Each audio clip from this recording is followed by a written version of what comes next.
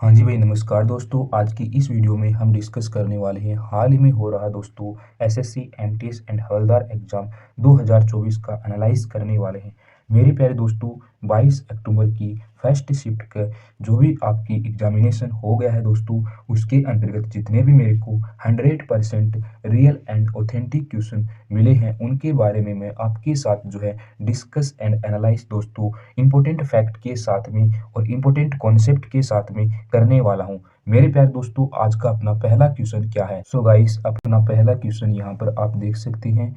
सिख सुधारकों द्वारा अपने धार्मिक स्थलों में धीरे धीरे फैल रही बुरी सामाजिक प्रथाओं को हटाकर उन्हें शुद्ध करने के लिए कौन सा आंदोलन दोस्तों शुरू किया था? यदि आप सभी साथी जानते हैं या फिर नहीं भी जानते हैं तो प्लीज़ एक बार कमेंट बॉक्स में ज़रूर कमेंट कीजिएगा। नहीं जानते हैं तो कोई बात नहीं, हम जो है इस वीडियो में जानने वाले हैं। जैसा कि दोस्तों इसका जो करेक्ट आंसर होगा वो क्या होगा? अकाली आंदोलन इसका बिल्कुल करेक्ट आंदोलन जो है अकाली आंदोलन दोस्तों इसका करेक्ट आंसर हो जाएगा।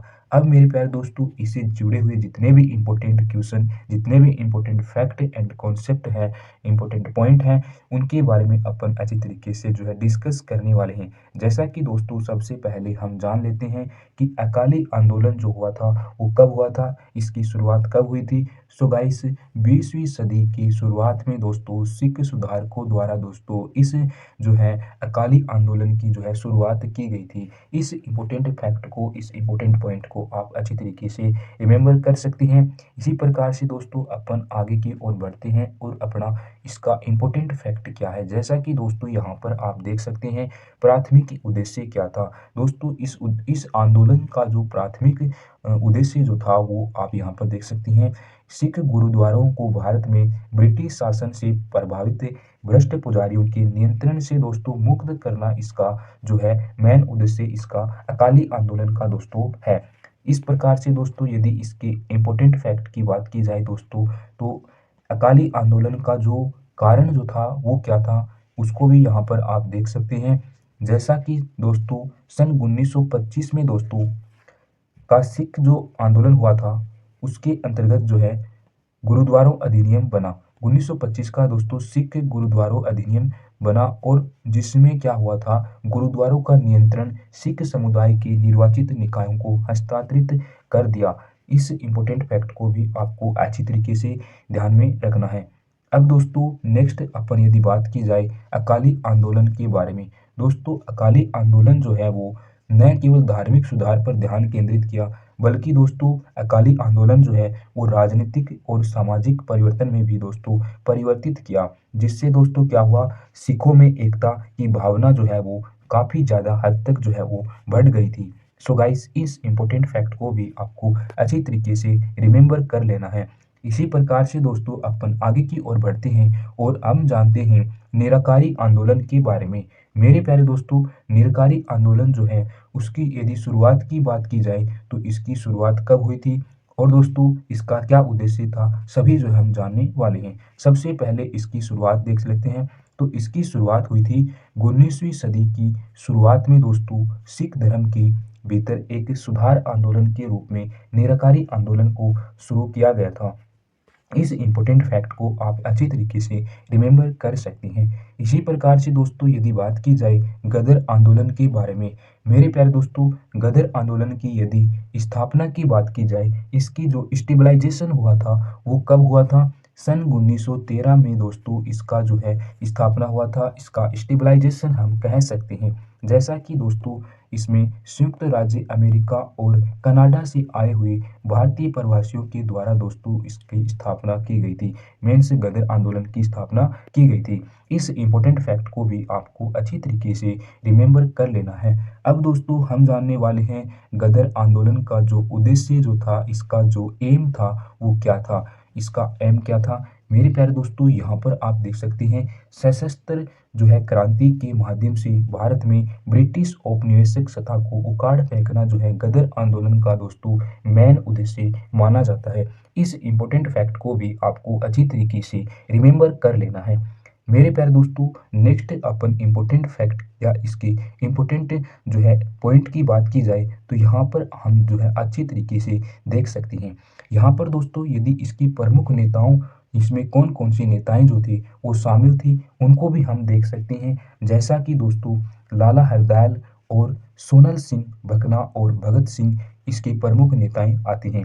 इसी प्रकार से दोस्तों अपन जो है नेक्स्ट इम्पोर्टेंट पॉइंट की ओर बढ़ते हैं। जैसा कि दोस्तों यहाँ पर आप देख सकते हैं नामधारी आंदोलन। यदि नामधारी आंदोलन के बारे में दोस्तों जाने तो इसकी जो शुरुआत हुई थी वो कब हुई थी? 19वीं सदी के मध्य में दोस्तों बाबा राम सिंह ने दोस्तों इसकी शुरुआत की थी। किसकी? रामधारी आंदोलन। चाहें तो दोस्तों आप कमेंट बॉक्स में जरूर कीजिएगा ताकि आपको जो है लंबे समय तक रिमेंबर रहेगा। मेरे प्यारे दोस्तों नेक्स्ट इम्पोर्टेंट फैक्ट की बात की जाए तो यहाँ पर आप देख सकते हैं प्रारंभिक विद्रोह जो हुआ था वो कब हुआ था, इसको भी आप देख सकते हैं। सिखों के बीच एक सामाजिक धार्मिक सुधार आंदोलन और ब्रिटिश शासन के खिलाफ दोस्तों इसका प्रारंभिक विद्रोह हुआ था। इस इम्पोर्टेंट पॉइंट को भी आपको अच्छी तरीके से ध्यान में रखना है। नेक्स्ट दोस्तों यदि बात की जाए इसकी इम्पोर्टेंट फैक्ट की तो यहाँ पर दोस्तों नामधारियों को कीर्तन के करने की और अनूठी शैली के कारण दोस्तों उसको कोका के नाम से भी जाना जाता है। इस इम्पोर्टेंट फैक्ट को भी आपको अच्छी तरीके से ध्यान में रखना है। अब दोस्तों आप यहाँ पर देख सकते हैं, यहाँ पर आप नोटिस कर सकते हैं दोस्तों क्वेश्चन भले ही एक ही था लेकिन दोस्तों इस क्वेश्चन से रिलेटेड जितने भी इम्पोर्टेंट पॉइंट, जितने भी इम्पोर्टेंट और क्वेश्चन बन सकते थे उनके बारे में हमने अच्छी तरीके से जो है डिस्कस कर लिया था। देख लेना आप एक बार, इसको जरूर देखो। ये क्वेश्चन था हमारे पास एक, लेकिन हमने जो है इसको 10 पेजों में इसको एनालाइज किया है, यानी कि दोस्तों पूरा निचोड़ आपके सामने रख दिया है। अब दोस्तों आप सोच सकते हैं कि आपको जो है एक क्वेश्चन के प्रति कितनी मेहनत लगती होगी। मेरे प्यारे दोस्तों आपसे बार बार रिक्वेस्ट करता हूँ, प्लीज़ यदि आपने अभी तक चैनल को सब्सक्राइब नहीं किया है तो प्लीज़ चैनल को सब्सक्राइब जरूर कर लीजिएगा। मेरे प्यारे दोस्त बहुत ही मेहनत लगती है भाई। सो गाइस आप जो है हमारा सपोर्ट करोगे तो हम जो है आपका 2 गुना सपोर्ट करने वाले हैं। सो गाइस आपकी रिक्वेस्ट है, प्लीज़ आप जो है सपोर्ट जरूर कीजिएगा। सो गाइस इसी प्रकार से अपन नेक्स्ट क्वेश्चन की ओर बढ़ते हैं। जैसा कि दोस्तों यहाँ पर आप देख सकते हैं वैदिक काल में दोस्तों हल के स्वानी की उपाधि जो है वो दी गई थी, जिसमें दोस्तों लोहे की हल का उपयोग जो है कृषि पद्धति का एक महत्वपूर्ण हिस्सा था। अब दोस्तों वैदिक काल में ये उपाधि जो है किसके द्वारा दोस्तों ये दी गई थी, किसे दी गई थी, इसके बारे में अपन डिस्कस करने वाले हैं। तो इसका जो सही आंसर होगा वो क्या होगा? इंद्र इसका बिल्कुल करेक्ट आंसर हो जाएगा। अब दोस्तों हम जानते हैं इसकी इम्पोर्टेंट फैक्ट के बारे में। जैसा कि दोस्तों यहाँ पर आप देख सकते हैं वैदिक काल में दोस्तों हल को सीरा के नाम से जाना जाता है। इस इम्पोर्टेंट फैक्ट को आपको अच्छी तरीके से रिमेंबर कर लेना है। अब दोस्तों और इसकी इम्पोर्टेंट फैक्ट की बात की जाए तो यहाँ पर आप देख सकते हैं वैदिक युग में दोस्तों इंद्र को क्या कहा जाता था? पुरंदर के नाम से भी जाना जाता था, और जिसका अर्थ क्या होता है? विधव संघ के किले दोस्तों इसका अर्थ निकलता है। इसी प्रकार से दोस्तों अपन जो है इसके इम्पोर्टेंट पॉइंट की ओर बढ़ते हैं और देखते हैं। जैसा कि यहाँ पर आप देख सकते हैं दोस्तों सूर्य जो है उसको सूर्यदेव के नाम से, और अग्नि जो है उसको अग्नि देवता के नाम से, वरुण जो है उसको जल देवता के नाम से जाना जाता है। इसी प्रकार से दोस्तों अपन जो है नेक्स्ट क्वेश्चन की ओर बढ़ते हैं और नेक्स्ट क्वेश्चन अपना क्या है? फास्ट फूड अक्सर वसा और किससे भरा होता है? सो गाइस इसका जो करेक्ट आंसर होगा वो क्या होगा? इसी प्रकार से दोस्तों हम जो हैं ये दोस्तों क्वेश्चन शायद रॉन्ग क्वेश्चन है दोस्तों। इस क्वेश्चन को आप एक बार छोड़ दीजिएगा, फिर इसके बारे में कभी डिस्कस करते हैं। सो गाइस अपना नेक्स्ट क्वेश्चन देख सकते हैं यहाँ पर चिथराई त्योहार जो है वो भारत का ऐसा कौन सा राज्य है जिसमें दोस्तों चिथराई उत्सव को मनाया जाता है? तो इसका करेक्ट आंसर क्या होगा? तमिलनाडु इसका बिल्कुल करेक्ट आंसर हो जाएगा। अब दोस्तों इससे जुड़े हुए जितने भी इम्पोर्टेंट पॉइंट हैं जो हमारे एग्जाम के लिए बहुत ही महत्वपूर्ण हैं उनके बारे में अच्छी तरीके से डिस्कस करने वाले हैं। जैसा कि दोस्तों सबसे पहले हम जाने तो तमिलनाडु जो है दोस्तों उसके अंतर्गत चिथराई त्योहार मनाया जाता है, और दोस्तों तमिलनाडु के मदुर में मीनाक्षी मंदिर में दोस्तों इस त्योहार को मीन्स इस चिथराई त्योहार को जो है मनाया जाता है। प्रत्येक वर्ष दोस्तों इसको मनाते हैं। अब दोस्तों हम जो है इसके बारे में और अधिक जाने तो यहाँ पर आप देख सकते हैं। जैसा कि दोस्तों शैववाद और वैष्णव की एकता के लिए दोस्तों इसको जो है चिथराई त्योहार को जो है एकता की प्रतीक के रूप में जो है अप्रैल महीने में इसको मनाया जाता है। और दोस्तों चित्रही जो त्योहार है वो 15 दिनों का उत्सव होता है। इस इम्पोर्टेंट फैक्ट को भी आपको अच्छी तरीके से रिमेम्बर कर लेना है। नेक्स्ट दोस्तों इसके इम्पोर्टेंट फैक्ट की बात की जाए तो तमिल कैलेंडर के अनुसार दोस्तों बताया गया है कि चित्राई जो वर्ष का प्रथम महीना होता है। इस इम्पोर्टेंट फैक्ट को भी आपको अच्छी तरीके से रिमेंबर कर लेना है। इसी प्रकार से दोस्तों अपन जो है इसकी नेक्स्ट जो इम्पोर्टेंट फैक्ट है वो जानते हैं। जैसा कि दोस्तों त्योहारों के नाम और राज्य बनाए, इस प्रकार से कौन से राज्य में कौन सा त्योहार मनाया जाता है उसके बारे में है डिस्कस किया है। जैसे दोस्तों गुड़ी पड़वा की यदि बात की जाए तो ये महाराष्ट्र राज्य में जो है मनाया जाता है। इसी प्रकार से दोस्तों यदि थेयम नृत्य की बात की जाए तो ये केरल राज्य में मनाया जाता है। हम्पी महोत्सव जो है वो भारत के कौन से राज्य में मनाया जाता है? कर्नाटक राज्य में हम्पी महोत्सव मनाया जाता है। इन सभी को आपको अच्छी तरीके से कमेंट बॉक्स में एक बार जरूर छाप दीजिएगा ताकि आपको लंबे समय तक याद रहे।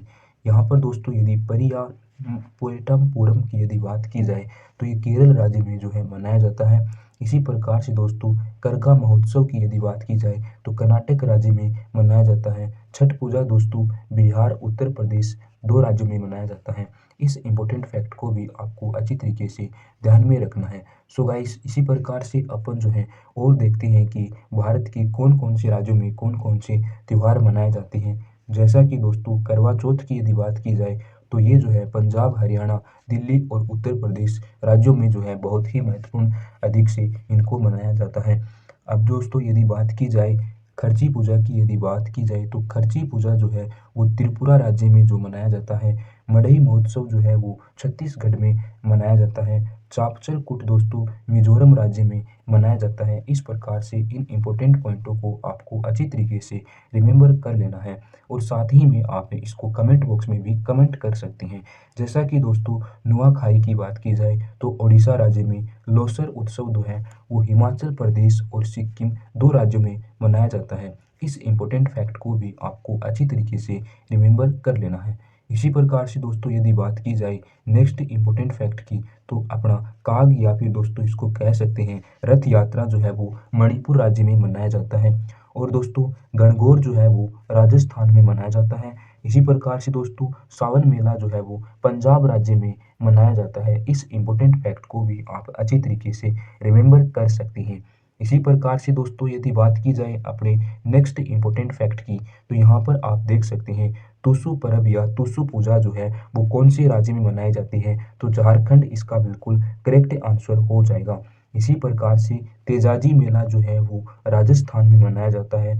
और दोस्तों महाशिवरात्रि जो है वो आंध्र प्रदेश या फिर इसको श्री सेलम के नाम से भी जाना जाता है। सो गाइस इसी प्रकार से मेरे को जितने भी 22 अक्टूबर की शिफ्ट में मिले उनको अच्छी तरीके से जो है डिस्कस एंड एनालाइज कर दिया है। मेरे प्यारे दोस्तों इसी प्रकार से यदि आपको शिफ्ट वाइज एग्जामिनेशन का एनालाइज या डिस्कस चाहिए तो आप जो है हमारे चैनल को सब्सक्राइब कर सकते हैं और साथ ही में आपको एक घंटी का निशान भी दिख रहा होगा उसको भी प्रेस कर लीजिएगा ताकि प्रत्येक वीडियो का नोटिफिकेशन सबसे पहले आप तक पहुंच जाए। सो गाइस आज के लिए इतना ही। जय हिंद जय भारत एंड टेक केयर।